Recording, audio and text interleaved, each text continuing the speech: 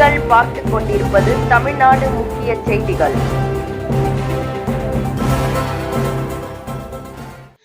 வணக்கம்.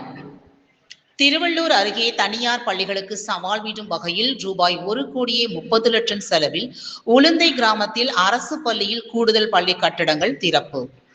முன்னாள் ஊராட்சி மன்ற தலைவர் உளுந்தை டாக்டர் எம் ரமேஷ் தலைமையில் சிறப்பாக கட்டப்பட்டது.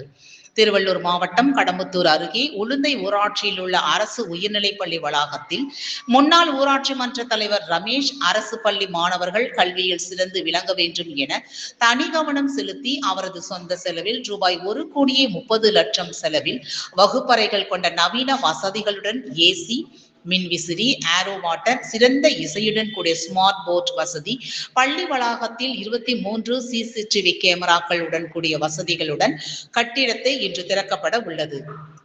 இந்த அரசு பள்ளி தற்போது தனியார் பள்ளிகளுக்கு இணையாக புத்தம் புது பொலிவுடன் கம்பீரமாக காட்சியளிக்கிறது.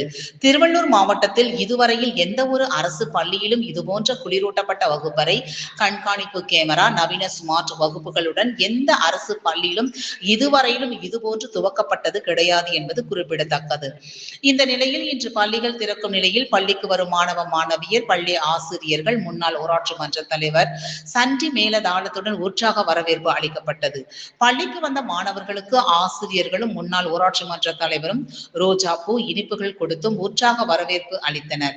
இதை கண்ட மாணவர்கள் மேலும் உற்சாகம் அடைந்து பள்ளி வகுப்பறைகளுக்கு சென்று அமர்ந்தது குறிப்பிடத்தக்கது. இதை அடுத்து பள்ளி புதிய கட்டிடம் திறக்கப்பட்டு மாணவர்கள் பயன்பாட்டுக்கு வழங்கப்பட்டது குறிப்பிடத்தக்கது.